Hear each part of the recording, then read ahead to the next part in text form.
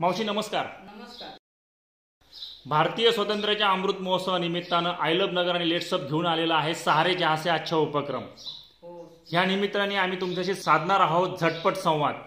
मावशी तयार आहात?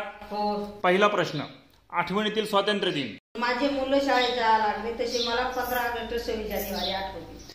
भारत देशाची संपदा कशामध्ये आहे? संपदा वनराईमध्ये आहे, जंगलामध्ये आहे आणि निसर्गामध्ये आहे। शेतीमध्ये काय बदल हवा? जुनं जे सोनं आहे, जुनं जे बेन आहे हे पुढे आलं पाहिजे आणि आपली शेती निसर्गी बनली पाहिजे, निसर्गाला धरून चालली पाहिजे, विषमुक्त शेती झाली पाहिजे। फिरायला जायला तुम्हाला कुठं आवडतं? मला कोल्हापूरची देवी, तुळजापूरची देवी, माहूरगडची देवी हे निसर्गामध्ये जिथं निसर्ग असतो तिथं मला जास्त आवडतं। आवडती बँक?